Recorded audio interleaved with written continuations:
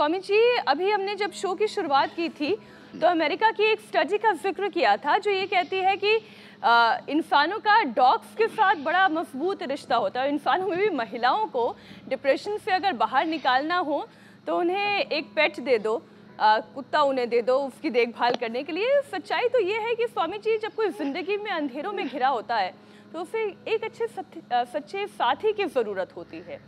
Pets के अलावा वो सच्चा साथी कौन हो सकता है?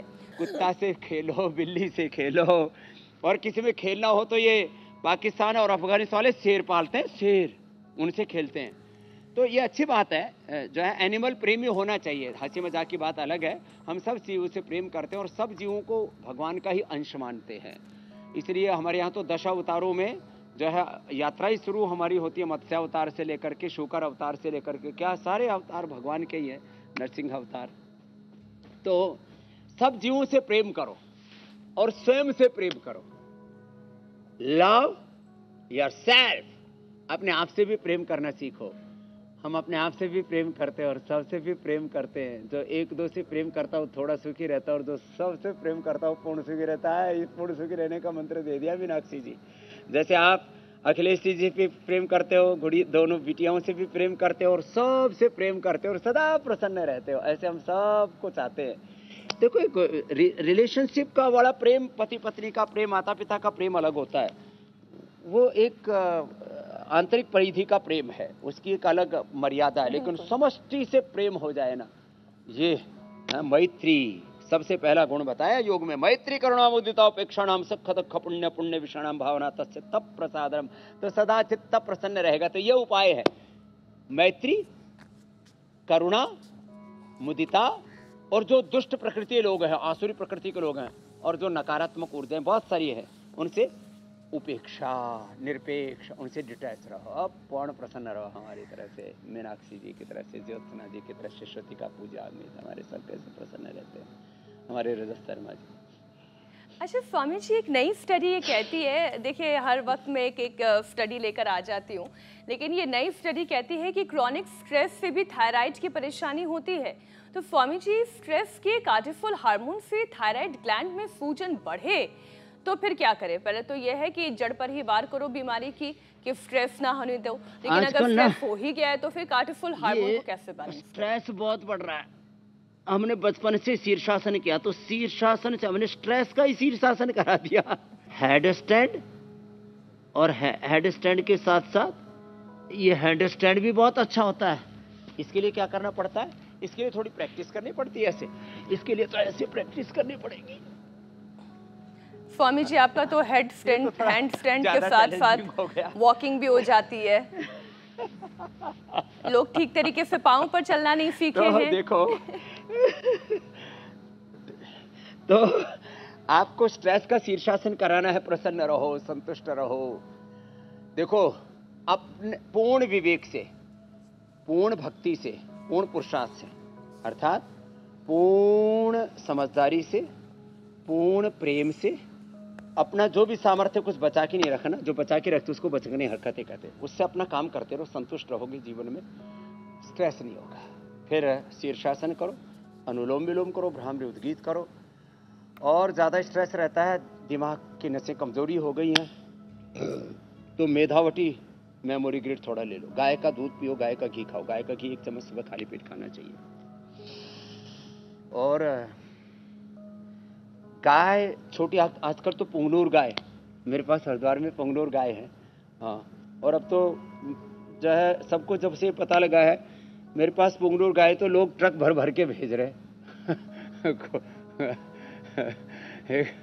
सुभाष अरोड़ा जी ने बोला जी 1 ट्रक तो मैं भेजूंगा, दूसरे फिर तो ललित बोला जी 1 ट्रक मैं भेजूंगा। अरे मैंने कहा भैया थोड़ी थोड़ी भेजो, फिर इनके आगे बच्चे होने हैं, तो फिर आगे लेने वाले भी तैयार है। एक मीनाक्षी जी को देनी है, एक ज्योत्सना जी को, एक श्रुतिका पूजा जी को, एक जो है वो अमित जी को, हुसैन जी को, रजत शर्मा जी को देनी है।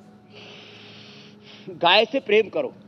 गाय से प्रेम करने पर ना, आजकल तो काऊ से हक करने का एक ट्रीटमेंट का एक नया तौर तरीका ही चल रहा है, उससे स्ट्रेस रिलीज हो जाता है। तो सबसे प्रेम करो, समष्टि से प्रेम करो। वासना नहीं, भोग नहीं, मोह नहीं, मिथ्या आकर्षण नहीं। प्रेम और मोह में फर्क होता है। योग और भोग में फर्क होता है। हाँ? सारे योगी सबसे प्रेम करते हैं, लेकिन भोग करने वाले न खुद एक से संतुष्ट होते हैं, न एक को संतुष्ट कर पाते। फालतू का काम है। तो खैर, स्ट्रेस का दूर करने का उपाय बताया गया। सुबह उठो, जागो, भागो, खेलो, कूदो, मस्त रहो, अपना काम पूरा करो, जो प्रभु दे उसको भगवान का प्रसाद मान करके स्वीकार करो, हर काम को भगवान की पूजा मान करके करो। सब नाम रूप स्वरूपों में, संबंधों में एक ही प्रभु, एक ही खुदा, अल्लाह ऑलमाइटी गॉड भगवान है, ऐसा मान करके जो जीते हैं ना, सदा प्रसन्न रहते हैं मेरी बहन। स्वामी जी, आप कभी ऐसा विवरण देते हैं कि ऐसा लगता है कि इंसानी जीवन में एक ऐसे होगा फिर तो इंसान मोक्ष को ही प्राप्त कर जाएगा। इतनी समता का भाव लाना बहुत मुश्किल है। हालांकि कोशिश करते रहने में ही हमारी भलाई है, कोशिश करने वालों की हार भी नहीं होती। हरिवंश राय जी ये कह गए हैं। स्वामी जी, जिनको थायराइड की दिक्कत हो जाती है उनकी हड्डियां बड़ी कमजोर होने लगती हैं, इसकी वजह पहले तो क्या है, और थायराइड का असर फिर हड्डियों पर ना पड़े इसके लिए कौन कौन से योगाभ्यास करने चाहिए और आयुर्वेदिक उपाय? ये आपने बहुत अच्छा प्रश्न पूछा है। हाँ, थायराइड का असर हड्डियों पर भी होता है, और किसी का वेट बहुत डाउन जाने लगता है। तो वेट डाउन जाने लगे तो जैसे हमने कल केले का पेड़ लगाया था ना, केला खाओ, दूध पियो, केला और दही बड़ा अच्छा संयोग बनता है। केला दही में काट करके, और साहब केला दही और थोड़ा खजूर और डाल दो उसके अंदर, जितने भी अंडर वेट हैं सब मजबूत मजबूत हो जाएंगे। और जो ओवर वेट हैं वो ये स्थित कोणासन करो, चक्की आसन करो, अर्धलासन, पाद वृत्तासन करो। और जो है जो ओवर वेट हैं, थायराइड के कारण से ओवर वेट तो हो ही जाते, तो वेट में तो हर वेट गोधन और अनाज नमक मीठा बंद कराते थे। क्या सुंदर वातावरण है, मंद मंद पवन बह रही है, पेड़ भी आसन कर रहे हैं, देखो पीछे। हाँ, उनके पीछे पंछी उड़ रहे हैं, आहा, मेघ छा रहे हैं, इतना सुंदर वातावरण। ऐसे सुबह सुबह लोग उठ करके योग क्यों नहीं करते? मुझे तो बड़ी दया आती है। हमारी दाढ़ी भी लहला रही है आज। सिर के बाल भी ये तो बांध रखें, नहीं तो हमें करना मुश्किल हो जाए। नहीं सोचेंगे बाबा जी में कोई भूत प्रेत आ गया है जब चारों तरफ बाल खुलने लगेंगे तो देखो जो है ओवर वेट हो जाए तो ये करें। आपने हड्डियों की कमजोरी की बात की, हड्डियों की कमजोरी के 10 उपाय बताता हूँ। बहुत है, ये थायराइड के कारण से भी हो रहा है, ज़्यादा खट्टी चीज़ें खाते हैं, एक्सरसाइज नहीं करते हैं, प्राणायाम पूरा नहीं करते हैं, विटामिन डी, B12, कैल्शियम आदि की, और इसमें फास्फोरस की आदि की कमी रहती है ना, विटामिन सी की भी कमी रहती है। जितने भी छोटे छोटे न्यूट्रिएंट्स, माइक्रो न्यूट्रिएंट्स हैं, इनकी कमी रहने से भी ये हड्डियाँ कमज़ोर होती हैं। तो इसके 10 उपाय क्या हैं? एक तो योग करना है, सूक्ष्म व्यायाम से लेकर के, और जितने आसन बन पाए उतने आसन कर लेना। ऐसे अर्धहलासन, पाद वृत्तासन, द्विचक्रिकासन, एक एक अभ्यास को 1-1, 2-2 मिनट से लेकर के 10-10 मिनट तक, ऐसे ये तो सब करना ही करना है। ऐसे और हड्डियों के लिए एलोवेरा, गिलोय, पारिजात, निर्गुंडी, सहजना, एक दिन में ही किसी को तो फायदा हो जाता है, और 7 से 14 दिन में 99% लोगों को, और 2 महीने में तो आर्थराइटिस से पूरे जकड़े पड़े हैं हड्डियों में, osteopenia, osteoporosis, RA, CRP, ANA, AVN, HLB27, uric acid बढ़ा हुआ है, पूरा हड्डियों के ऑस्टोब्लास्ट, ओस्टोक्लास्ट सेल्स का इम्बैलेंस हो गया है। अरे साहब बहुत बुरी हालत हो जाती है, हड्डियाँ पूरी कीर्तन करने लगती है। हम अभ्यास कराते हैं ऐसे, हम कहते हैं कि ऐसे ये सूक्ष्म व्यायाम करो तो हड्डियाँ कीर्तन करने लगती है, पैरों की भी, हाथों की। ये सूक्ष्म व्यायाम प्राणायाम बताते हैं, इसी में लोग गड्ढमड्ढ होने लगते हैं। बोले स्वामी जी खटपट हो रही है, घर में भी खटपट, बिजनेस में भी खटपट, समाज में भी खटपट, हड्डियों में, शरीर में खटपट, तन में, मन में, जीवन में खटपट, एकदम झटपट ठीक हो। कैसे? आजकल तो राजनीति में भी खटाखट पटापट चल रही है, तो ये सब मामला गड़बड़ घोटाला है भाई। तो क्या करो, देखो ये सूक्ष्म व्यायाम करो ऐसे।